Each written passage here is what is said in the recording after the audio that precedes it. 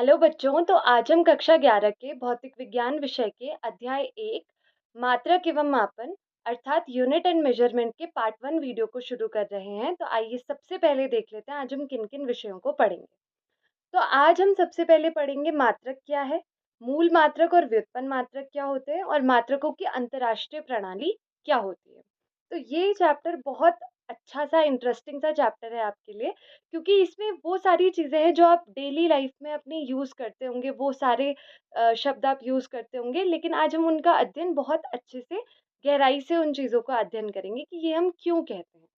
तो सबसे पहले मात्रक को समझने से पहले हम ये समझेंगे कि भौतिक राशि या फिजिकल क्वांटिटी क्या होती है। क्योंकि अगर हम मात्रक का यूज़ करते हैं, जैसे अगर मैं किसी दुकानदार के पास जाकर ये कहती हूँ कि 1 मीटर कपड़ा मुझे चाहिए, यानी कि 1 मीटर एक लंबाई है, तो वो सबसे पहले मुझे मीटर को समझाने से पहले मीटर लंबाई का मात्रक होता है। तो उस लंबाई को मीटर को समझाने से पहले मुझे मीटर किसका मात्रक है ये समझना ज़रूरी है। तो इसीलिए मात्रकों को समझने से पहले हमें समझना ज़रूरी है कि भौतिक राशि क्या होती है। तो वे सभी राशियाँ जिनको हम एक संख्या के द्वारा व्यक्त करते हैं, जैसे मैंने 1 मीटर कपड़े को 1 से व्यक्त किया, 2 मीटर कपड़ा 2, तो एक संख्या के द्वारा व्यक्त करेंगे जिसको हम प्रत्यक्ष या अप्रत्यक्ष रूप से नाप सकते हैं। प्रत्यक्ष जैसे 1 मीटर कपड़ा था, उसको हम प्रत्यक्ष रूप से स्केल से, फीते से नाप सकते थे। लेकिन कुछ भौतिक राशियाँ ऐसी होती हैं जिनको प्रत्यक्ष रूप से सीधे तौर पर हम नहीं नाप सकते हैं, तो उनके लिए है ये कि अप्रत्यक्ष रूप से। तो इन सभी को भौतिक राशि कहते हैं, फिज़िकल क्वांटिटी हम कहते हैं। जैसे कि हमारे पास एग्ज़ाम्पल्स हैं लंबाई, द्रव्यमान, समय, ताप, इन सब से तो आप परिचित हैं थोड़ा बहुत, पर चाल भी आपने सुना होगा, जैसे किसी गाड़ी की स्पीड, बल के बारे में आपने सुना होगा। ऐसी बहुत सारी भौतिक राशियाँ हम आने वाले टाइम में अगले जो चैप्टर्स हैं उनमें समझेंगे।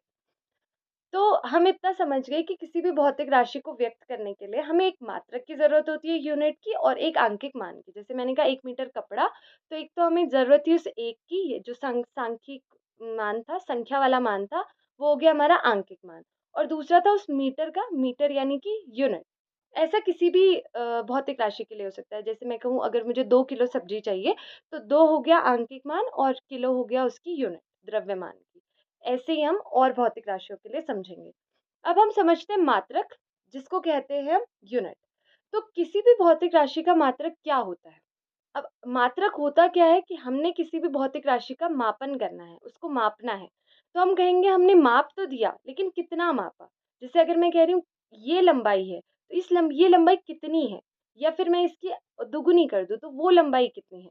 तो ऐसे ही अगर मैं लंबाई के लिए कहूँ या किसी भी भौतिक राशि के लिए, तो उसके एक निश्चित परिमाण को हम मानक मान लेते हैं। जैसे मैं कहूँ अगर ये एक निश्चित परिमाण है, मैंने इसको दूरी का या लंबाई का एक निश्चित परिमाण मान लिया और इसी निश्चित परिमाण के हिसाब से मैं और दूरियों को समझा रही हूँ। जैसे मैं कह रही हूँ अगर ये 1 मीटर है, वैसे मैं आपको स्क्रीन में दिखा नहीं सकती कि 1 मीटर जैसे हम हाथ से भी बता सकते हैं तो वो कितना होता है, लेकिन मान लिया कि ये 1 मीटर है, तो अब मैं इसका दुगुना करूँगी तो मेरे पास 2 मीटर होगा। तो मैंने एक निश्चित परिमाण को मानक माना और उसको कुछ नाम दे दिया। जैसे मैं ये कह रही हूँ कि ये 1 मीटर है, तो उसको हम भौतिक राशि का फिर मात्रक कह देते हैं। तो ये मतलब है, ये केवल एक एग्ज़ाम्पल के लिए था, ये 1 मीटर तो नहीं है। आप कहेंगे कि ये तो 1 सेंटीमीटर का 15 सेंटीमीटर का स्केल के जितना है, पर ये एक जस्ट फॉर एग्ज़ाम्पल के लिए मैं ये बता रही थी। अब हम समझते हैं मूल मात्रक किन्हें कहते हैं। तो एक चीज़ आप समझ गए होंगे अभी तक कि मात्रक को समझने के लिए आपको सबसे पहले आपको राशि को समझना पड़ेगा कि वो मात्रक किस राशि का है। तो ऐसे ही मूल मात्रक को समझने से पहले, फंडामेंटल यूनिट्स को समझने से पहले आपको सोचना है सबसे पहले मूल राशियों के बारे में। और मैंने आपके लिए एक स्क्रीन पे एक क्वेश्चन भी लिखा है कि ज़रा सोचिए अगर हमारे द्वारा मापी जाने वाली भौतिक राशियों की संख्या तो बहुत ज़्यादा है, असंख्य मात्रा में है। तो क्या हमें असंख्य मात्रकों की ज़रूरत पड़ती है? तो इस सवाल का जवाब हमें अभी इस स्लाइड को समझने के बाद मिल जाएगा। तो सबसे पहले मूल राशियों को समझते हैं। कुछ ऐसी भौतिक राशियाँ होती हैं जो एक दूसरे से पूरी तरीके से स्वतंत्र होती हैं। उनको हम एक दूसरे से रिलेट नहीं कर सकते, हम उनको आपस में संबंधित नहीं कर सकते। उनको मूल राशियाँ कहते हैं और उनके मात्रकों को कहते हैं हम मूल मात्रक। उनको व्यक्त करने के लिए जो प्रयुक्त मात्रक होते हैं, उन्हें मूल मात्रक कहते हैं। ठीक है? अभी हम ये भी समझेंगे कि मूल राशियाँ कितनी होती हैं भौतिकी में। तो वो चीज़ें अभी हम समझेंगे। जैसे यहाँ पे एक एग्ज़ाम्पल लिखा है मैंने, चाल बराबर दूरी बटे समय। तो अभी मैं जस्ट आपको ये बता रही हूँ कि जो दूरी और समय होता है, वो एक मूल मात्रक है। ठीक है? ये दूरी और समय यानी कि आपने कितनी दूरी तय की, वो अलग-अलग समय पे अलग-अलग होगी, वो एक-दूसरे से रिलेटेड ही नहीं है। तो ये दूरी और समय तो क्या हो गए आपके मूल मात्रक हो गए। तो ये जो दूरी और समय है, ये किसको प्रभावित कर रहे हैं? चाल को। ठीक है? तो इसका हमें ये पता चला कि जो दूरी और समय था उनको आप रिलेट नहीं कर सकते, संबंधित नहीं कर सकते, तो वो एक मूल राशियाँ हैं और उनके जो मात्रक होंगे वो मूल मात्रक होंगे। तो ये चीज़ आपको यहाँ से समझ समझ आई। अब यहाँ से हम एक और चीज़ समझ सकते हैं कि ये जो दूरी और समय था, अब ये इस फ़ॉर्मूले में चाल को परिभाषित कर रहे हैं। तो जब हम मूल राशियों की सहायता से किसी अन्य राशि को अ, प समझाते हैं, उसको प्रदर्शित करते हैं, जैसे दूरी और समय की सहायता से। तो ऐसे ही जब हम राशि को समझा रहे हैं, तो हम उसके मात्रकों को भी समझाएँगे।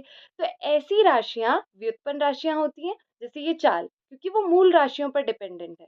वो मूल राशियों पर निर्भर कर रही है। और इनके मात्रकों को हम कहते हैं व्युत्पन्न मात्रक, ठीक है? जो मूल राशियों पर और उनके मूल मात्रकों पर निर्भर करती हैं। ये हम आगे वाली स्लाइड में समझेंगे। तो अब आप इस सवाल का जवाब तो समझ गए होंगे कि हमें बहुत सारी असंख्य मात्रकों की ज़रूरत तो नहीं पड़ती। हम इन्हीं मूल राशियों की सहायता से कुछ मूल राशियाँ होती हैं, वो लिमिटेड होती हैं, उनकी सहायता से अन्य जो राशियाँ होती हैं, जिन्हें हम व्युत्पन्न राशियाँ कह रहे हैं, उनको समझाते हैं। तो अब व्युत्पन्न राशियाँ सबसे पहले वे भौतिक राशियाँ जिनके मात्रकों को हम मूल राशियों के मात्रकों के संयोजन से व्यक्त करते हैं, जैसे चाल में था दूरी और समय से, और इनके मात्रकों को हम कहते हैं व्युत्पन्न मात्रक। ये हम समझ गए। और व्युत्पन्न मात्रक को डिराइव्ड यूनिट्स भी कहते हैं। डिराइव्ड का मतलब ही यही होता है कि जो दूसरों से डिराइव हुई हो, जो दूसरों से आई हुई हो, इसीलिए हम इसे व्युत्पन्न मात्रक कहते हैं। जैसे एक एग्जाम्पल है क्षेत्रफल का, जैसे लंबाई और चौड़ाई है, तो दोनों की दोनों दूरियां ही या एक लंबाई ही है। बस हम लंबाई को किसी एक पर्टिकुलर, अगर हम आयताकार के लिए कहें तो ये लंबाई ये चौड़ाई, लेकिन है तो दोनों के दोनों एक दूरी ही। तो अगर मैं देखूँ तो लंबाई का मात्रक भी मीटर है, चौड़ाई का भी मीटर है, तो वो हमें क्षेत्रफल का मात्रक मीटर स्क्वायर दे रहा है।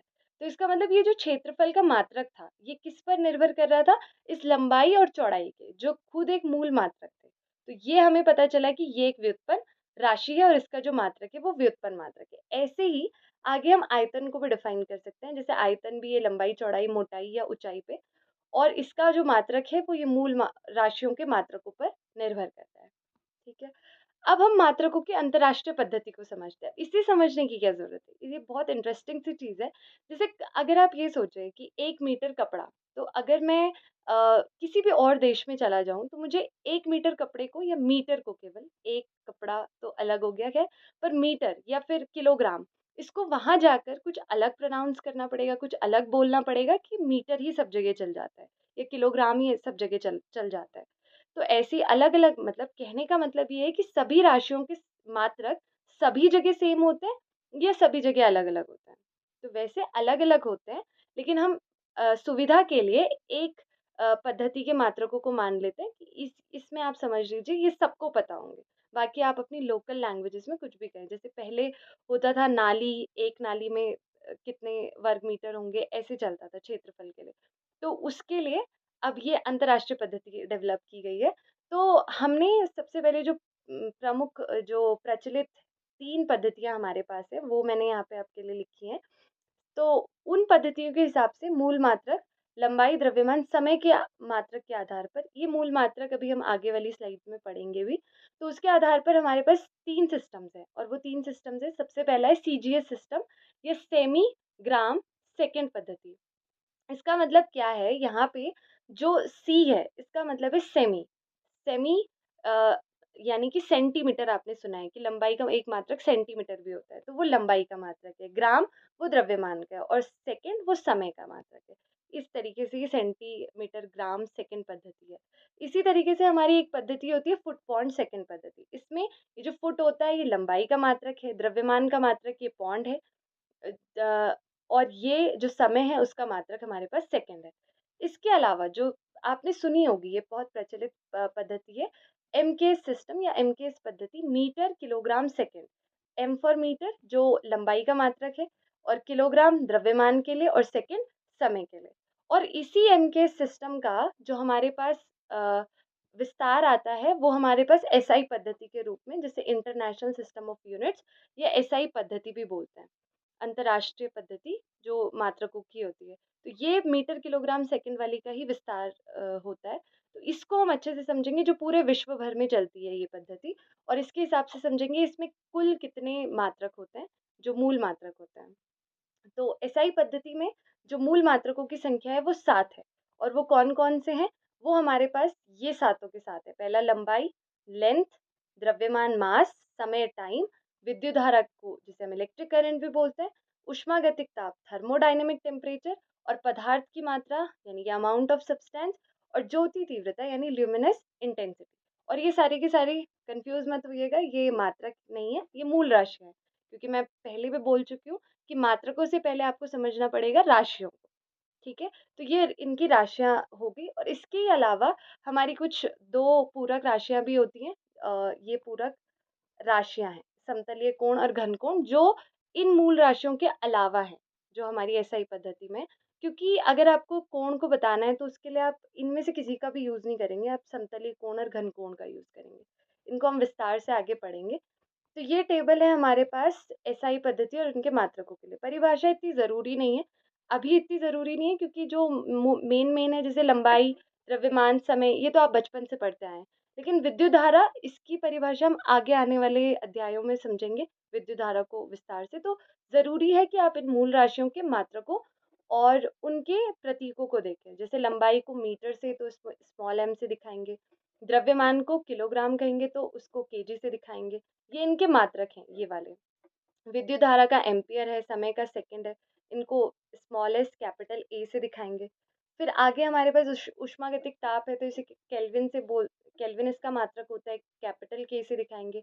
पदार्थ की मात्रा का मात्रक मोल होता है, तो MOL दिखाएंगे। मोल आपने केमिस्ट्री में भी पढ़ा होगा, आगे वैसे हम पढ़ेंगे भी इसे, पर मोल ये होता है कि 1 मोल यानी कि जैसे अगर इतनी मात्रा है, तो उसमें मूलभूत तत्व क्या है, प्रोटॉन कितने हैं, न्यूट्रॉन कितने हैं, वो उससे ये मतलब होता है। और ज्योति तीव्रता तो आपको प्रकाश की तीव्रता से, उसका मात्रक कैंडल है, उसे हम सीडी से दिखाते हैं। इन सब के बारे में हम आगे अच्छे से पढ़ेंगे। और जो 2 पूरक मात्रक हैं, उनको मैं समझाती हूँ। जैसे पहला था समतलीय कोण, तो ये बेसिकली ये चीज़ है कि अगर कोई भी कण यहाँ पे था सबसे पहले, और वो ds दूरी करके यहाँ पे चला गया, तो यहाँ पर जाने पर वो एक कोण घूम जाता है ये। तो उस d थीटा कोण को हम किस तरीके से डिफाइन करते हैं, हम उसे बताते हैं, ये आपने गणित में भी पढ़ा होगा।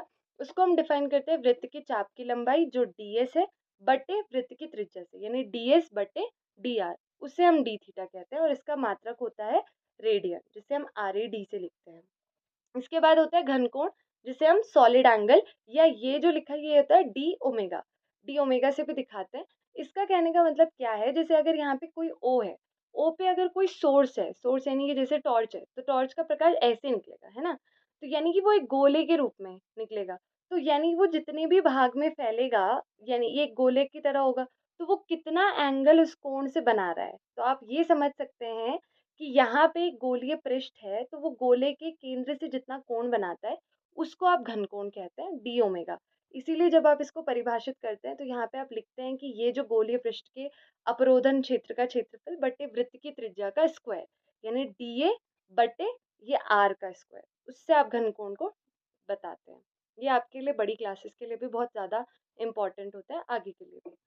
और इसका जो मात्रक है उसको आप कहते हैं स्टेरेडियन, ISR से आप इसको दिखाते हैं। इसके अलावा हमारे पास यहाँ पर कुछ एसआई मात्रकों के अतिरिक्त कुछ अन्य मात्रक भी हैं। जैसे आप अब बोलेंगे कि जैसे मैंने तो आपको केवल सेकंड बताया कि समय का मात्रक सेकंड है, लेकिन आप तो ये भी कहते हैं कि 1 मिनट रह गया या 1 घंटा हो गया, ऐसे-ऐसे भी कहते हैं। तो वो एसआई मात्रकों के अलावा कुछ अन्य मात्रक होते हैं। तो उनको हमने यहाँ पे लिखा है कि मिनट, जैसे मिनट को MIN से दिखाते हैं। तो 1 मिनट में हमें हमें पता है 60 सेकंड्स होते हैं। तो ये टेबल इसलिए इम्पोर्टेंट है, और ये एसआई मात्रकों के पदों में लिखा है इस वाले सेक्शन में, जो ये वाला सेक्शन है इसमें। तो ये इसलिए लिखा गया है कि जब आप कोई क्वेश्चन करेंगे तो वहाँ पे कन्वर्जन होता है कि अगर जैसे सारी यूनिट्स आपके पास, सारी जो भौतिक राशि है वो मिनट में है, तो आपको मिनट में कैसे कन्वर्ट करना है घंटे को, या सेकंड से, या सेकंड में है तो आप कैसे कन्वर्ट करेंगे उसके लिए है। तो एक बार आप इसे उस चीज़ के रेफरेंस में देख लेना। तो इस वीडियो में आज हमने ये सीखा, सबसे पहले तो कि भौतिक राशि क्या होती है। भौतिक राशि के मापन के लिए आपको 2 चीज़ों की ज़रूरत होती है, पहला यूनिट मात्रक और दूसरा आंकिक मान। फिर हमने ये समझा कि मात्रक किसे कहते हैं, और मात्रकों में भी 2 मात्रक होते हैं, एक तो मूल मात्रक और एक व्युत्पन्न मात्रक। और उससे पहले हमने ये समझा कि मूल राशियाँ किसे कहते हैं, जो पूरी तरह से एक-दूसरे से स्वतंत्र होती हैं और जो एक-दूसरे से रिलेटेड नहीं होती है, और इनके मात्रक मूल मात्रक होते हैं। व्युत्पन्न राशियों को हम इन्हीं से डिराइव करते हैं, इन्हीं मूल राशियों से, और इनके मात्रकों को भी। और जैसे हमने क्षेत्रफल का एग्ज़ाम्पल देखा, और फिर हमने मात्रकों की अंतर्राष्ट्रीय पद्धति पढ़ी कि 3 प्रमुख प्रचलित है लंबाई, द्रव्यमान और समय के आधार पर। सबसे पहली सीजीएस, एफपीएस और एमकेएस, और उसका ही जो विस्तार था एमकेएस का, वो था एसआई पद्धति। एसआई पद्धति में हमने 7 मूल मात्रक देखे, और उन मूल राशियों के मतलब मूल मात्रकों को समझने से पहले मूल राशियाँ, और फिर उनके मूल मात्रकों को हमने देखा, क्या-क्या इनके मूल मात्रक होते हैं। और इनको आपको ध्यान रखना है हमेशा, क्योंकि जब आप कोई भी फ़ॉर्मूला लिखेंगे, मैं आपसे पूछूँगी कि ये बल है, बल बराबर द्रव्यमान गुणा त्वरण होता है, तो बल का फ़ॉर्मूला बताओ, बल का मात्रक बताओ। तो उसके लिए आपको ये सातों की सात मूल राशियाँ पता होनी चाहिए और इनके मात्रक पता होने चाहिए, तब हम आगे बढ़ पाएँगे। तो इसलिए ये आपके लिए इम्पोर्टेंट है। फिर हमने एसआई पद्धति में 2 मात्रकों के बारे में पढ़ा, ये भी बहुत ज़्यादा इम्पोर्टेंट है, समतलीय कोण और घन कोण के बारे में। तो अगली वीडियो में हम सार्थक अंकों और मापन में सार्थक अंकों की संख्या ज्ञात करने के कुछ नियम हैं, उनके बारे में अच्छे से समझेंगे। अभी के लिए थैंक यू।